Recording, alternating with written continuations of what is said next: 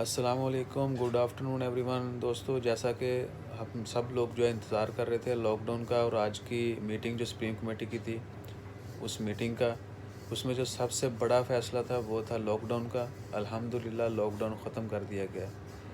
Lock down جو ہے 29 مئی جمعے تک جو ہے وہ اناؤنس پہلے کیا گیا تھا وہاں تک رہے گا، اور 10 اپریل سے شروع ہوا تھا لاک ڈاؤن اور 29 مئی تک ایکسٹینڈ ہوتا گیا. تو 29 مئی کے بعد جو ہے نو مور لاک ڈاؤن ختم کر دیا جائے گا، اور 50% جو ہے گورنمنٹ امپلائی جو ہیں ان کو کام پر جانے کی اجازت دی گئی ہے.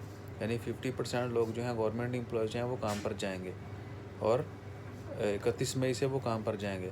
لاک ڈاؤن اینڈڈ ان امان مسقط انشاءاللہ خیر. دعاؤں میں یاد رکھیے گا، زیادہ سے زیادہ دعا کریں کہ اللہ تعالیٰ جلد اس وبا کو ختم کرے اور پھر سے جو ہیں ساری جو ہیں رونقیں وہ بحال ہوں.